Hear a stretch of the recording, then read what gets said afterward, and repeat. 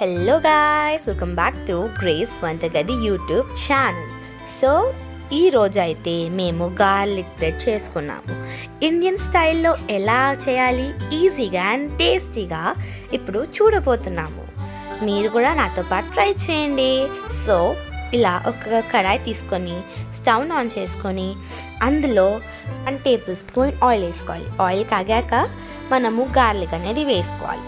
So ఇక్కడైతే నేను oil కాగిందో లేదో అని ఒక గార్లిక్ వేసి చూసాను అనమాట. ఆయిల్ మంచిగా కాగిపోయింది. సో నేను చాలా గార్లిక్స్ తీసుకున్నాను. మీరు ఎలా తీసుకుంటారంటే మీ బ్రెడ్స్ ఎన్ని ఉన్నాయో, మీరు ఎన్ని చేద్దాం అనుకుంటున్నారో దాన్ని బట్టి తీసుకోవాలి. గార్లిక్స్ కూడా ఎంత గార్లిక్ తీసుకుంటే అంత గార్లిక్ బ్రెడ్ టేస్ట్ అనేది వస్తుంది అనమాట.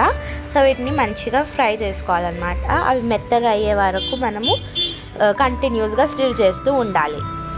బాగా గార్లిక్స్ అన్నీ కాగాక మనము ఏం చేయాలంటే స్టవ్ది ఆఫ్ చేసేసుకొని కింద కడాయి దించేసి ఒక కోపలో మనము గార్లిక్స్ని ఆయిల్తో సపరేట్ చేసి వేయాలి. ఆయిల్ వచ్చిన ఏం పర్వాలేదు, కానీ స్మాష్ అవ్వన్నమాట గార్లిక్స్ అనేవి.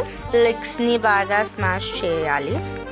చూపిస్తున్నట్టు బాగా స్మాష్ చేసుకోవాలి. చేసుకున్నాక అంతా మళ్ళీ మంచిగా కలుపుకున్నాక మనము ఇలా అన్నీ మిక్స్ చేశాక మనము ఇందులో గార్లిక్ స్మాష్ అయ్యే దాంట్లోనే 1 స్పూన్ బటర్ అనేది వేసుకోవాలి. బటర్ అనేది మనం ఎంత ఎక్కువ వేసుకుంటే అంత టేస్ట్గా ఉంటుందండి. సో మనము ఇక్కడైతే 1 స్పూన్ బటర్ తీసుకున్నాను, ఎందుకంటే కొద్దినే గార్లిక్స్ ఉన్నాయి కాబట్టి. అండ్ ఇక్కడ బటర్ అనేది కూడా స్మాష్ చేసి అందులోకి గార్లిక్లోకి మిక్స్ అయ్యేలాగా మిక్స్ చేయాలి. అండ్ ఇక్కడ నేను కారం తగలడానికని కొంచెం sweet and spicy Kisan tomato sauce వేస్తున్నానండి. అండ్ కొద్దిగా కొరియాండర్ కూడా వేయాలి. కొరియాండర్ ఎక్కువ వేస్తే ఫ్లేవర్ అనేది మంచిగా ఉంటుంది.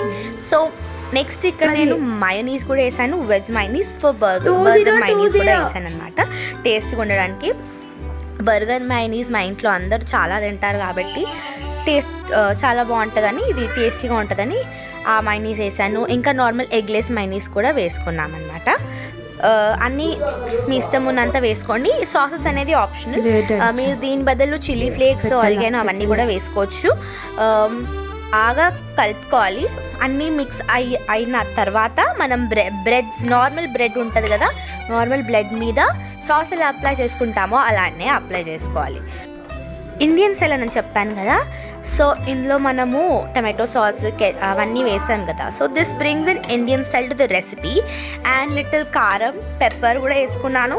ఇక్కడ వీడియోలో రాలేదు కానీ పెప్పర్ వేసుకున్నాను. సో మంచి టేస్ట్ అనేది సర్ది ఉంటే కూడా వెళ్ళిపోతుంది అనమాట, కారం పెప్పర్ అవన్నీ వేసుకుంటే. సో ఇంత కన్సిస్టెన్సీలో కలుపుకోండి, చాలా టేస్టీగా ఉంటుంది. ఉట్టిగా తిన్నా కూడా బాగుంది. సో నెక్స్ట్ అయితే ఇలా బ్రెడ్స్ తీసుకొని సాస్ అప్లై చేస్తున్నట్టు అప్లై చేసేసి చీజ్ వేసేసుకోవాలి. ఓవర్లోడ్ చీజ్ వేసుకోవాలి. సో నెక్స్ట్ అనేది స్టవ్ మీద ఎలా పెట్టుకోవాలని చెప్తున్నాను. ఒక పెద్ద డేక్ష తీసుకొని దాని లోపల బౌల్ పెట్టుకోండి.